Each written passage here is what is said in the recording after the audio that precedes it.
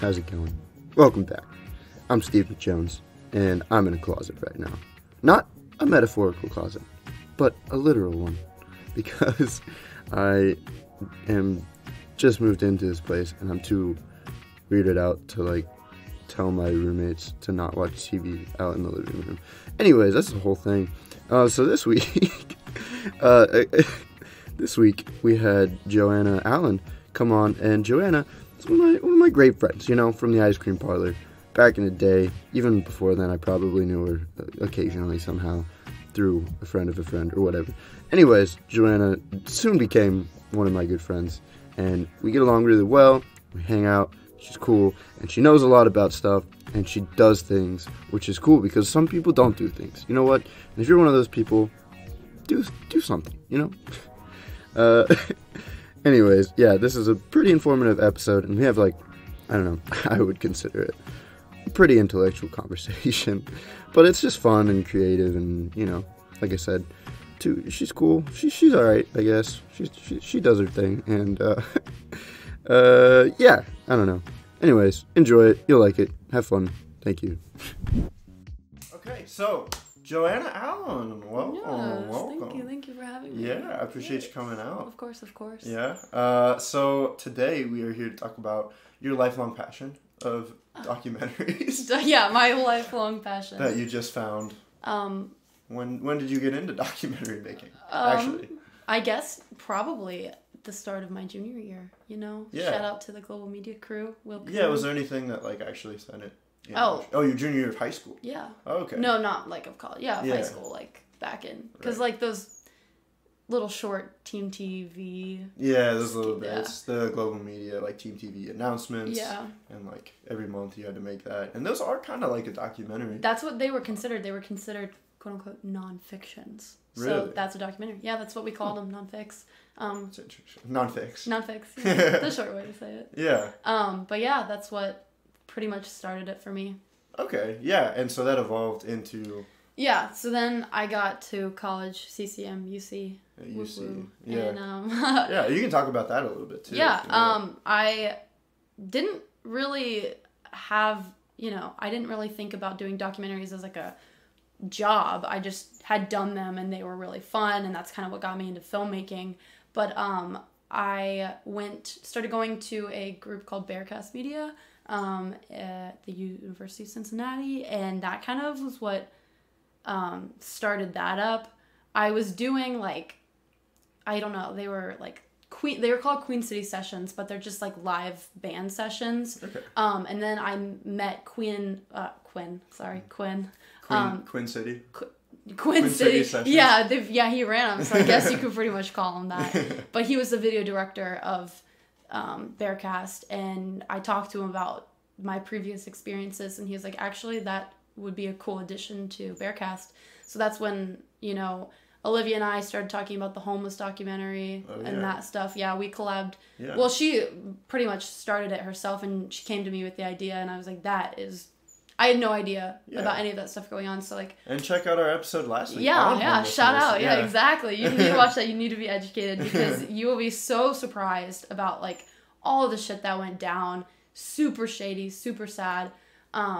But anyway, yeah, and then we just in Cincinnati too, which is crazy. Yeah, I know. Yeah. The whole 75. What was that? Oh, the Kenyan. The Kenyan bar. Yeah, project. Oh my gosh. Yeah. That infuriated me. I had no idea. Sad. And we marched with the homeless coalition and documented that. Me and her went out there. Okay. Oh, that's cool. Yeah, so I helped her with that a little bit, and we're gonna go further into it for our next project. We want to get meet with museum curators and a bunch of people who are educated, a lot more educated on that subject, and really break it down and get farther into it if we can. Yeah.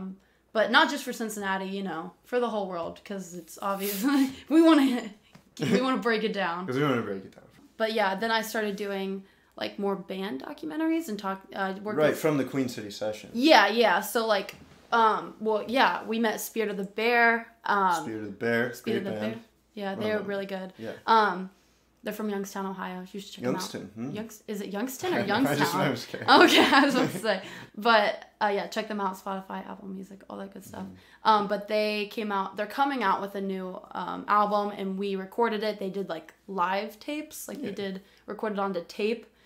Did you see them first at the sessions? Queen City Sessions? Yeah, I met them. Well, I personally wasn't there for that. I edited one of their things. One of the Queen City Sessions. I do both filmmaking. Like, I do cinematography. Yeah, because you're an editor first before anything, right?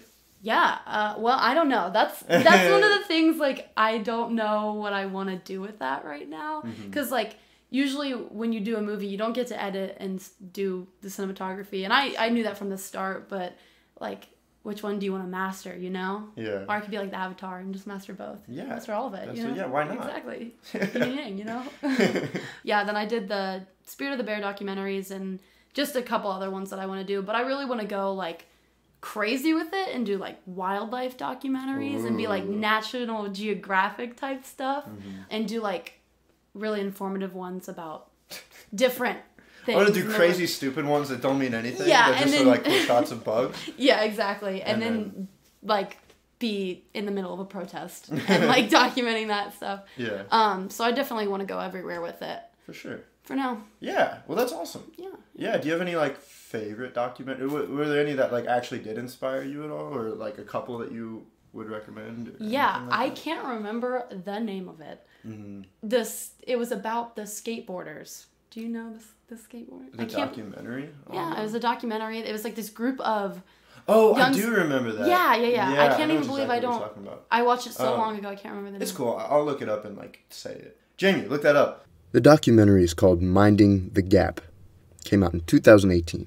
But that one was really good. I just thought it was so... I don't know, like... They were so young and they got to film their experiences from like being teenagers and like fighting the, you know, skateboarders get a bad rap, you know. Yeah, you know. for sure. But like they filmed all of their troubles through Why do you think skateboarders get a bad rap?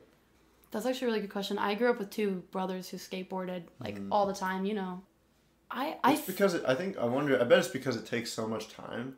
So it's like, and there's not like, you're not learning a lot of other skills besides skateboarding, you know what I mean? Well, skateboarding's really controlled. You have to have like a really good center, you know, like to be balanced. So I think that it's a great like bodybuilding workout in like mind kind of, because you're training your feet to push in certain ways. Like you have to know really the physics of pushing a board around, you know? Yeah. And you have to get used to being hurt and like smacked around a lot. Yeah. So that's where that psychological. Yeah.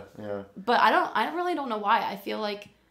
Well, like I said, I think, you know, it takes so much time and effort to like master skating. Yeah. And, like, even good people that have put hours into it are still not. Tony Hawk. Technically, yeah. I mean, there's always room for improvement, and that's in everything that you do in your life and in your life. But you gotta get that one in there. Yeah, you gotta get that. But it's also, I think skateboarding is so time consuming that it like. Again, it kind of prevents you from learning or doing anything else. Yeah. Because and the idea of making money from skating is kind of, it's a very small market. I think. It is. Kind of. I agree. I mean, I feel like it was a lot bigger, like maybe in the 2010s, but like not now that it has been so like it has been deemed as, you know. Yeah. I don't know what that. Yeah, kind of just unprofessional, and like, I think it's been almost like segregated into. Yeah. It's a cheap thing for like people to do who are in lower income areas. Yeah, but that's the thing. It keeps people off the streets, and that's what this documentary was talking about. Is like they were skateboarding, like any hobby, was something that they could escape to. You know, something that they could really craft, and something that was theirs, something that they could just, you know, do, and they could let go of everything. You know, like anybody. You know, sewing. You know, filmmaking. I don't know watching. Film watching. That's awesome. So that's a good documentary. Yeah, it was just a really heartfelt documentary, but like more of the informative ones. This one's really popular, but it's called What the Health. Oh yeah. And it's about the meat industry. But it was so crazy. Like you follow this guy through this journey of him like interviewing people from like the like different cancer associations and like diabetes and all that kind of stuff. And on their websites, so they have proven that like certain meats, like red meats, have linked have been linked to certain cancers and diabetes and stuff like that. Not necessarily the meats themselves, but the overconsumption of them. Yeah. But they promote meals with the meat products in them, if that makes sense. So like he like goes to all of these different places and finds out all this crazy information. I haven't watched it in a minute, so I probably shouldn't be talking about it as much as I am. But No. it's really informative just about the meat industry and how much is consumed. Like there's more meat on the planet to like feed for like ever. Not for forever, but for a really long time. Like we don't need as much cattle and we don't need as much chickens and we don't need to be producing them the way that we are producing them now. Yeah. That kind of stuff. Like what you were talking about with your like meat, how they're like massaged and they're taken care of really well. And they're really Tender, good good products products because they're taken care of. And you know, you go to McDonald's and you get that these cows are just like pissed off their whole life, and they've been pissed on, and you pissed know, on their whole life as well by other cattle. And he like goes to the farms and really shows you what's going on and like how they've been treated and how they're being fed and just gets to the bottom of it. And it was really informative. And then it inspired me. So is that what kind of drives you a little bit? Is like the idea of like research a little bit? Yeah, I think that, like we talked about a little earlier in our previous conversation, just being informed and not being misled and just like actually knowing what you're talking about, I guess. Like these people really have took the time to go and talk to specialists and they're giving you this information, and if you just watched it, you could be a lot more informed about the things that you're consuming, which is super important because like it's good to be healthy. Yeah. You know? It's So that's one thing that I just recently heard about, like coronavirus and stuff. Is like, why aren't they just telling people to like eat, you know, like vitamin D, take like health pills and just be more healthy, eat healthier, because it could just build up your immune system a little bit more, you know? Yeah, I've heard that, and I've heard iron or zinc or something like. Yeah, iron's really. Yeah, it builds up like a 75%. Oh, really? Yeah, like resistance to it or something. Yeah, because I know like if you drink beer or if you like eat not, you know, healthy foods, your immunity is lower. Exactly. Therefore, you can But they're telling us to drink like chlorine, and I'm like, or like bleach or something. Yeah, bleach, and it's like, well, yeah. Well, you are drinking chlorine because when your water is like goes through the cleaning facilities, they add chlorine to it. Oh, sick. Yeah, so we're drinking chlorine. Yeah. So I mean, I think, you know how you build like your home base. When you're a kid, the food that you eat when you're a kid becomes like your comfort food. Yeah. So I mean, I drank a lot of chlorine in the pool. Oh yeah, sure. I still have a pool, and I still I take a gulp of it every morning. Every morning. Get my cup out, go to my pool. Yeah. I make coffee with my chlorine water. I use that as my creamer. Yeah, no, I like it straight, you know. Straight. Yeah, straight God. I don't need, chlorine on the rocks. Ew. That's disgusting. Anyways, you know, the idea of health is important, obviously, and that's important to you. And finding out and doing research about it, that's like actual research as opposed to just like looking it up on Google and like, I think what should I eat tonight that's good for me? Yeah, exactly. It's like, well, McDonald's has a salad. I don't know if it's like the best option, but like the worst that's of what two evils. Google's gonna tell you. It's like places to get a salad near you, and it's it's gonna pop. Yeah, it's gonna pop up Wendy's probably. Oh God. Yeah, which is another issue that I think should come to light is what fast food places actually serve healthy food. Subway is probably the closest you'll ever get, but everything that you get from Subway is processed to shit. So well, anything really that you eat is processed. For sure. Literally, there is nothing unless you grow it. In America, at least. Yeah, in America, because like when I went to Germany, and ate, I was vegetarian before I went to Germany, and when I went there and ate their meat, it tasted so different. It was like you could totally tell how that these cows were raised because they're all local. They're all like fed grains, and they're taken care of very well. Yeah. But they're not massaged and they don't have to sleep on air mattresses. Yeah, you can't eat it with a fork. Serve, right. Yeah, exactly. The prime. The primest. Yes. But yeah. Okay, yeah, exactly. So, but everything is processed here. Like, I come to that all the time, where it's like, I need to be driving around, but and I'm hungry, but I don't want to feel like shit. Yeah, I know, yeah. So, it's just like, where do you go? Home, I guess. Home, yeah. Or the grocery store and just eat an apple until you get something like that. But anyways, so where for you in the documentary process does like the creativity come in? Because I mean, I really think good that's really I think the end goal for people like us, like-minded people, Yeah, creative yeah. people, because you're such a you're into music and you're into Yeah. documentaries and funs and movies and whatnot. Yeah. I think the end goal of what you want to do, which is make Mm-hmm. documentaries, is letting out a sort of creative expression or like an outlet like that. Yeah, so I guess for me, I was trying to think about it. Where the creativity comes in is really like the cinematography and the editing. Definitely like the placement of your camera and what you want the viewer to see is all of it, really, because in nonfictions you can't really be super fancy with what you're showing because it's nonfiction. Just like as you read a nonfiction book, Right. you can't really spice it up with a lot besides like adjectives and stuff like that. Yeah. So the way that we But that's kind of the fun part, is keeping Yeah. that entertaining. Yeah, Keeping exactly. keeping people hooked on that and having like a story narrative of Yeah, some sort. that's why you really have to know what you're doing before you go into it. So that's why a lot of planning goes into documentaries. Yeah, can you give like an example of that? Yeah, so usually when you go into a film, any film really, you plan your shots. It's called like a shot list. It's like what you are going to see and like descriptions Like of a storyboard? Exactly. Yeah. Literally, it's just like that, except it's written words. But you can do a storyboard where you like either go and take a picture of it or you draw it out. Like a really rough sketch. Yeah, it's usually like stick figures for me because I can't draw. Yeah, I'm the same. One time I like took a picture and then like went in paint and drew a stick figure in it. Yeah. That makes sense. Like I knew the people. Anyway. That's fun. That's fun. It's super fun. Yeah. But like I've been really messing around with like the placement of objects and people. So like that can be super visually interesting and like it has a visual rhythm to it. So like you could be in the foreground, you have an object in the background, and you have something in the middle ground. Okay. That Create some sort of... it creates a story, but it also gives it a little bit of rhythm. So if someone was saying something and you had an object in the back to back that up, that would like, I don't know, it's a sort of a balance kind of thing. Yeah, and So it kind of like reinforces that idea that they're talking about, right? Yeah, exactly. So interesting. that's like one of the things when you go into, with documentaries, everything is so unexpected that you really have to have an eye for what you're doing. Okay. So like for example, when we did the documentary for Spirit of the Bear, we didn't really know what the place was going to look like at all, but you're doing music. Right. So you go and we did one interview like in the studio. So we had him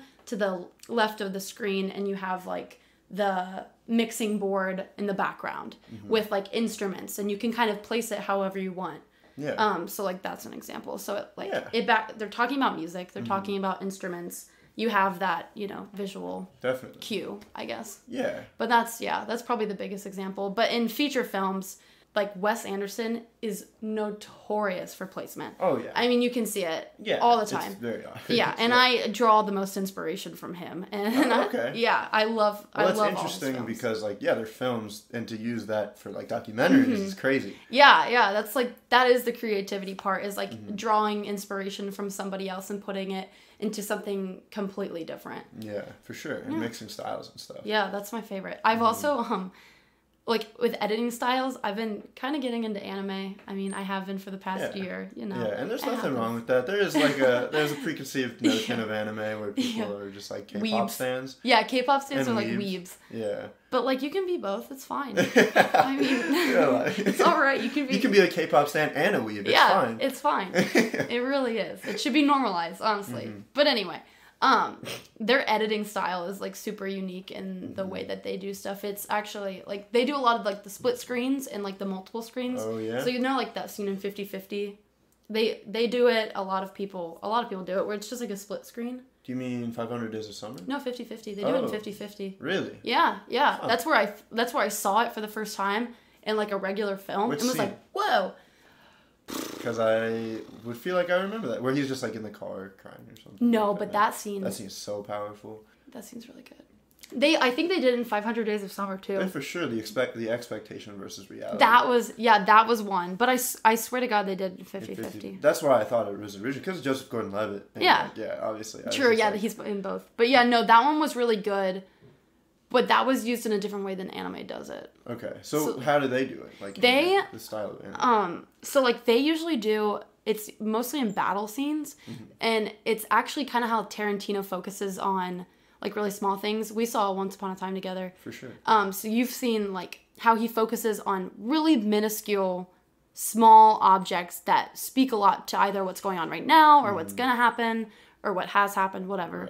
Right. Like a crushed cigarette on the ground. Or Literally something. exactly like that. Yeah. They do that, but they take that same idea but put it into a smaller box, like in the right-hand corner. Okay. And then they'll take something else that's happening. Yeah. So like another. Like the action or. Yeah, like small, like either a bone breaking or like Yeah. something that could possibly somehow add to the story, and they'll put it in different corners of the screen and add like little effects to it. Yeah. So it's really interesting. Yeah, that's fun, and I think that leaves a lot more room in the creativity for like the editing, which is like your thing. I actually did a video with our good friend Maddie Smith for her Duduk. Oh yeah. One of her Duduk videos, and I took a lot of anime stuff from that. I did awesome. I did a split screen.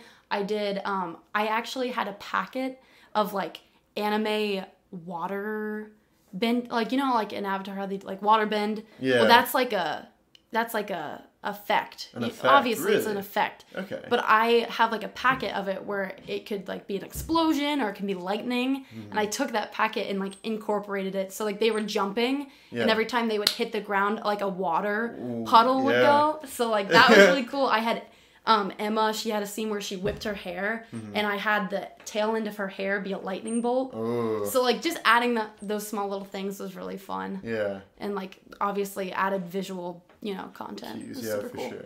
Yeah, that's awesome. Yeah. Yeah, and so that again, that's where like the creativity comes in for sure. Yeah, for sure. And to do that, so do you think you could do like an anime style with like a documentary? Oh, honestly, yeah, I've never had that come up before, but now that you say that, I probably will. That'd be so cool. I've seen like some documentaries where they have little visual effects, but nothing to that extent. But I bet so like in the documentary we did with Spirit of the Bear, like I mentioned before, we do like pauses where they do like little scenes of them playing their music. Okay. So like we took a lot of video of them or like recording their music, obviously, but we put it to the mastered tracks. Sure. And you could add like, if they strum their guitar, you could do like a like lightning. the same little effects. Yeah, like you we could were add talking those about. same little effects. We actually did that to a certain we did that in a Spirit of the Bear. Yeah. The Queen City sessions for them, we added like little fun things. Yeah. Imagine doing that with like bugs though, and like a nature documentary where Oh there's my like fight gosh. scenes, but it's like a fight scene like a lion versus a deer, but like, you know, with like the split screen that would going be on in so the background. cool. Yeah. And you could focus on like little things just like they do like something breaking. Like two plants kind of like fighting or something, like for like a space of light. Or like some water, like a drip of time water. lapse. Yeah, a time lapse of that while like a lion is chasing after an ant. I like, you're a genius. You should you should collab with me. Come on, Come on, let's do it. You gotta go. We gotta go. Yeah, I'm sorry, we can stop it now. Sorry, we gotta go. But yeah. Yeah, so yeah, that's awesome.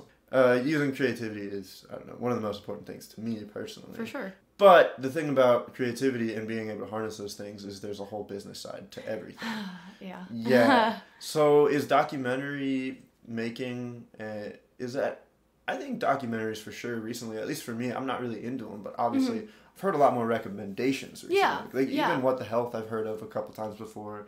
I actually have watched that skating one that you talked about. But yeah, so do you think it's like becoming a bigger market? For sure, especially with people now promoting education and being educated, especially with like this Black Lives Matter movement. Yeah. There's been so many documentaries, like 13th has come out, Malcolm X, those are two really good documentaries, all about, you know, oppression and like what's really gone on. I think that people want to be more educated and that is the best way to do it. Because I mean, I'm going to say it. I'm not that much of a reader. I can't ever really get into a good book unless it, like, really grabs me. For sure. And a lot of people are that way. And I think that those visual images and the videos and also someone narrating you through what's really going on and having interviews with specialists is the same as reading a book. It's just in 2 hours instead of having to do it over a span of time. course of 2 weeks or exactly as long as it would take you to read a book on that. Yeah, exactly. And everybody reads differently. Everybody has a different pace. So I think that it's a lot manageable. That's kind of crazy. It's like standardizing learning time frames a little bit, because there's even some people, like, I mean, obviously you have to do that within the school system where like you have to learn Right. so much in a year, but some people don't actually learn that. You know what I Yeah, mean? yeah. Or like reading a book is like you give people a certain deadline, but some people are gonna finish that book in like True. 2 days, and then they have to take on a test on it like 4 months, like a month later, 4 weeks later. You Yeah. know? So yeah, that's. I didn't think about that. Yeah, I didn't think about it until now. Either. I guess that's the point of this. Yeah, for sure. Learning and thinking about things differently and getting Yeah. different perspective. Yeah. But yeah, so the industry like is coming because of that learning. People want to be able to learn better. And I think that with people like me and people like the people that I'm around, just having an easier way for them to get into that industry, I really do think that it's, obviously I haven't gotten into the industry yet, but I don't, like with Netflix and Hulu and just independent things, it's a lot easier for you to get your message out and be picked up by somebody like that. Yeah. That it's just more manageable to like be in the business of it, if that makes sense. For sure. And I think, yeah, again, Netflix is like realizing that that's a big part of their market, I think. Yeah. And Hulu as well, for sure. Yeah, a lot of, and even like Amazon Prime and stuff like that.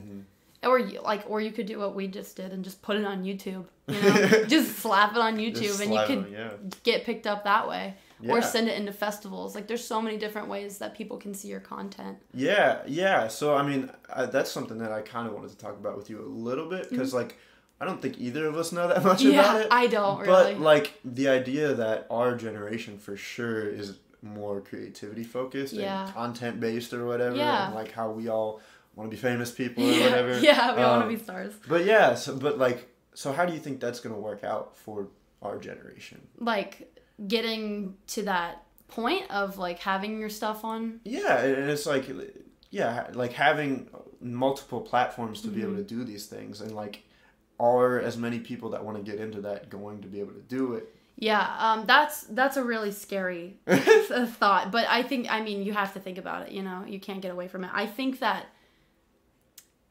if you push, I really do think, you said it earlier, but maybe in a different light. Yeah. Like we're really ambitious people. Yeah, we're really ambitious people, and if you fight for it enough, I think that you can get what you want. Yeah, you know? It might not be in the exact way. It might not be in the way, it might not be in the amount of time that you want, but I think that there are enough outlets and enough people. Like if you meet certain people, you can go. Do anything. Yeah, you can really do anything. It's about how persistent you are and meeting other people, perfecting your craft, and just like wanting something bad enough. Yeah. I talked to this guy the other day, and it was like in a group of people, which was a weird time to talk about it. But like I don't know, we were talking about there was this movie on TV, and I'm like, this isn't art. This is the stupidest movie I've ever seen. Like this is kind of dumb, which is obviously not. You know, it's all movies are art or whatever, everything. Yeah. Anyway, so there was this movie playing, and I was like, that's not art. But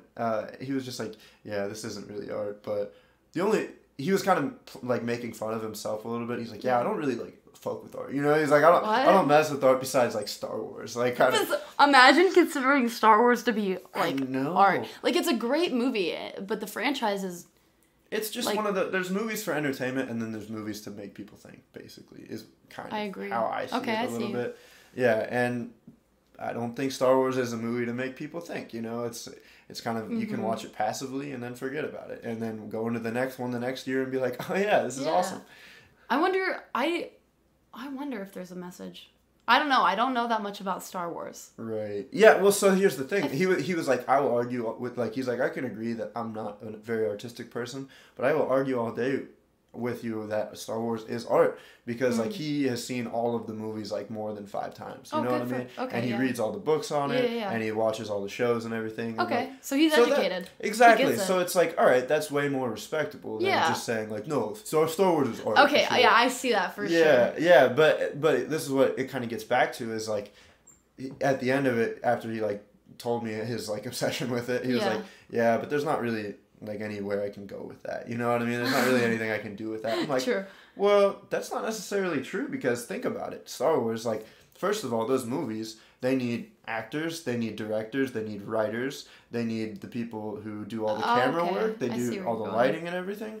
But also, like you said, there's books on it apparently, so those books have to have research from somewhere. You can pull in the research from, learning about the old, like how George Lucas did it. Or, is it George? Yeah. How he did it, and like research on that, or the shows, is blogs. Like, blogs. There's blogs about it. There's merchandise for it. There's the business side of the whole thing. You need people to sell the movies. Finance, managers, like budget, yeah, exactly. There's just so many things that could go into it. So it's like if you really like Star Wars that much, then find a way. Figure out a way to get into it, and is that like what he was super passionate about? Yeah, because that's like the only thing that he really. I mean, that's what he was joking about. He's like, yeah, that's the only thing that I really like that much, Really so what's he gonna do? Like, what's he doing? I don't know. I didn't really ask him about college. I mean, he's also kind of younger in college. So he, a lot of people in college don't really know what they're gonna do. They're like, yeah, I'm in business or something. It's like, oh god. Yeah. I was in business for a semester. It's a good for a semester. For a semester, yeah. What did you switch to? Hospitality. It was business finance. No, and then I went to actually communications first. Oh, okay. And then I just realized that both of those majors at OU were very intensive, and I was not going to college because I wanted to do a lot of work. I was going to college because I wanted to get a degree. That's the same. Yeah, that's same. That's us. Yeah, but then I went to hospitality, and I realized, okay, so all I have to do is be nice to people? Sick. I can do that. That's a no-brainer. Yeah. Who would have thought? Yeah. But anyway, so yeah, I just think, like you said, this market, it seems so weird right now, especially because, what does entertainment and art actually provide for society? A lot, I think. Really? Yeah. Oh my God, yeah. Why do you Imagine all of the watch 3,000 movies and you'll find a message about the world in almost every single one of them. Yeah, that's fair. But I think that's such an intangible, it's such an intangible idea of, oh yeah, we provide messages to people. Whereas like, but I provide food. True.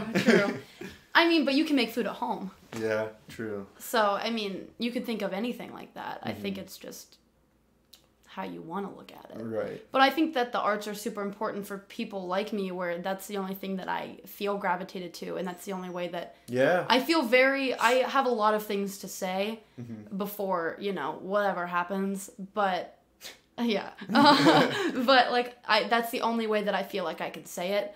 Through art, and voicing. Yeah, and I think that if I didn't have documentaries, and if people didn't have documentaries, people wouldn't know as much. Yeah. Because people don't want to read, or they don't want to find it through something else. Like I said, it's a super easy way to consume information. And if we didn't have it, think of all of the people who wouldn't be as educated. Yeah. And that's the same way with movies. It's just like a lighter way of saying it. It's not like a in your face. Like documentary. I'm gonna show you through pretty pictures kind of thing. Yeah, and like a fun story. Yeah. Keep you going. I think that we need it in order to progress. Yeah, progress as a nation, really. Yeah, for sure. Nation, well, in the world. Totally with that idea, and I think I listened to this podcast a while ago. It's Joseph Gordon-Levitt's podcast. Oh yeah. And yeah, he's really. It's called the creative process. I think. Something like that. Yeah, and he had this guy on that was really, really smart. Again, I've mentioned it before on this podcast, and I'll still link it and put the title, whichever episode it is, in the end or the beginning. But this guy talks about how where the world is going, and first of all, how technology. This is what we were talking about before. But before this episode. Yeah. Nothing. You didn't miss anything. Yeah. But it's where we need to go, because society is progressing to the point where a lot of technology is going to take jobs anyways. Right. And so again, he posed solutions of making programming stuff kind of a minimum wage type of thing, but also expanding the creative industries, because that's really what people are going to be spending a lot of their time doing in the future. Now, if we have so much time for luxury, we have a lot of time to watch movies, documentaries, and read and look at art, because that's what people will naturally gravitate to, like you said. Yeah, and it's like you said, it is a luxury to do that kind of thing, and it's a ghetto, it's an escape for a lot of people. Right. So yeah. Anyway. Yeah, it's exactly. But now we're to the point of society. Well, we'll see where it goes now. Yeah, we're right. Yeah, but we're still kind of at a point of society where we have time for luxury. You know, we have time to watch movies every night. Yeah. If you wanted to, you could watch a movie every night and still go to work all day, Right. still go out and still, you know, do Have your time. have your time, exactly, and be social and learn. And then at the end of the night, you watch a movie. Watch a movie and probably learn more. Yeah, yeah, maybe, yeah. So Depending on what you're watching. right. Depending on well, how long the movie, how intense the movie Well, is. that and like you could like watch like what's that one Harold and Kumar? Oh, podcast? yeah, So, like, Harold you and can watch Kumar. that and probably get nothing out of it. And I'm get just joking. nothing That out of movie's it. really funny. I No, love it's that good movie. in its own. Yeah, I love it's that definitely an movie. It's entertainment movie Yeah, for sure. for versus, sure. But yeah, exactly. Versus watching like an intense movie and you have to Yeah. like, all right, I need like just a minute. Yeah, yeah. Maybe, like a night just to like. Process what's going on. That was me in like the 7th grade watching The Outsiders. I'm not even joking. Really? Yeah, I cried for like a week. I'm not joking. I cried for a week. I was in a depression. Wow. Yeah, it hit me so hard. That's good. Though. That's what I was telling you. What good art it does. To Yeah, to yeah. for That's people. why I can't finish shows. I will cry and be depressed for a week. Yeah, that's so sad.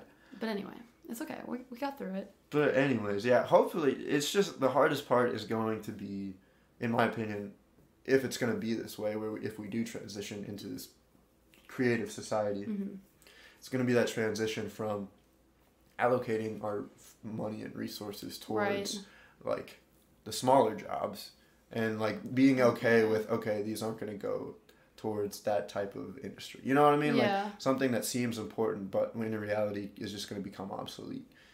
Which I can't really think of an example right now. Yeah, I was gonna say, like, what do you mean by like creative jobs? Like, what would be? So like a creative job, like I guess maybe it's still similar because like I said, there was the business side even of the creativity thing. I see. Yeah, but it's like taking money out of what's something that's gone obsolete within, you know, like an iPod Touch or not an iPod Touch. I guess they don't create. Yeah, iPod Shuffle. Or, I mean that's. Yeah, like BlackBerry even is like all those people are kind of like out of a job because we've come up with this new technology. True. Like Razor flip phone. I mean, and obviously those companies adapt and whatnot, but there's some companies that don't make it. You know that. True. The people who created there was another computer that was in competition with Microsoft before Mac. Oh, I know who you're talking about, but I don't remember the exact. And they're just gone now. You know what I mean? So it's going to be reallocating those people who are business-minded into something, and that's just one example. I'm sure there's different facets of like healthcare that are becoming obsolete because of robotics and newer things. Like cars, mechanics are kind of going out of business because you can just create, you know. And like Walmarts and stuff like that. Like small business, it's just small business people who, you know. Well, small businesses and big corporations are always going to be around. I think there's like or they should be around always. Like, you know, it's just kind of, they kind of work with each other because there wouldn't be any competition for the big businesses. Well, that's kind of the point of like a big business is to make sure that there isn't any competition. Yeah, but then monopolies should be illegal and should be. They're not. Yeah. But anyways, that's a whole different conversation. Yeah, we can say that for another day. Yeah, but what I'm saying is, what I've been saying, what I've been trying to say is, that I don't know. There's things that are going to become obsolete in general, and it's going to wipe out whole industries. Even like coronavirus has already sped up the process for a lot of stuff like that, and there needs to be a new market, which is what I was saying earlier, for people to go to. And I think creativity could be a really big market if people accepted it as real, as opposed to seeing football over an art thing. I mean, now especially I'm scared for the arts in like school districts because of not passing levies, and then also, you know, the virus. Like they're gonna taking away from those things as if they already didn't have a chance. Right, and it's just going from idealizing peak physical form to idealizing peak mental health and mental creativity, mental stimulation. They're both important. But I think like there needs to be a balance a better somewhere. Balance for sure. Yeah. Yeah, I'm with it.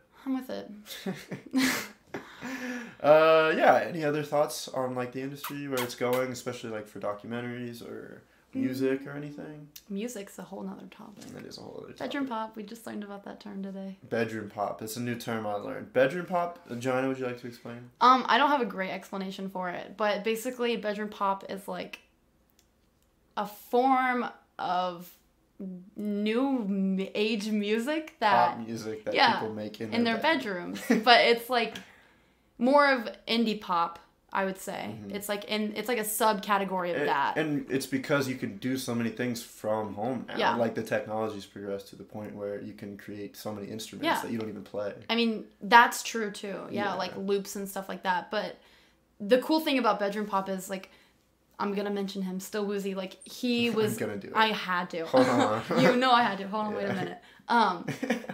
He knew it. He like knew how to play instruments before he started doing it. So like combining that talent, like that kind of talent and knowledge with, you know, the new age technology that we were talking about, and like being able to do it from home, like you said. Yeah. So like, you know.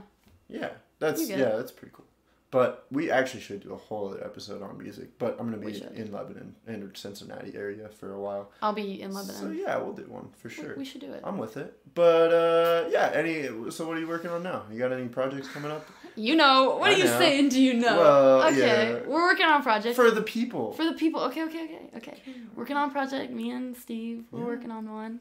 It'll be coming up. It'll be a fun one. It's in the works. We're thinking. We're crafting. Processing. Yeah, a little film project there. You got some new music that you said you were going to release. I released the album art, the single art. It's called Picky Eater. Picky Eater. Okay. Are you going to be on Spotify? I don't know yet.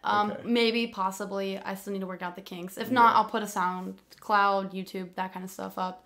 But yeah, me and my brother, we're looking for a rapper too. Ooh. We'll see. Any rappers out there? Any rappers out there? Hit me up.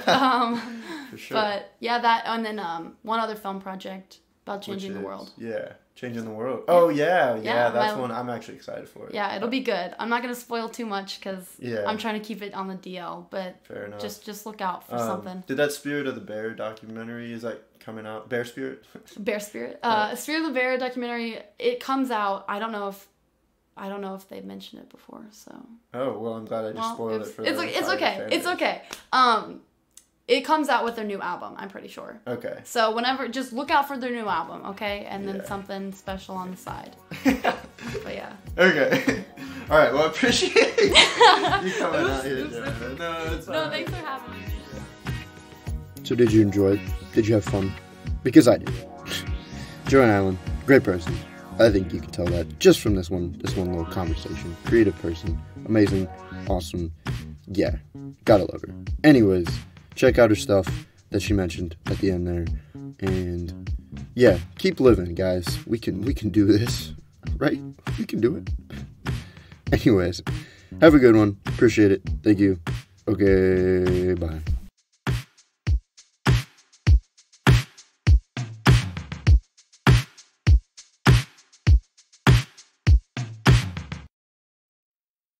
Hello. Hello. Hell yeah. Hell no. Who? Me. Bitch.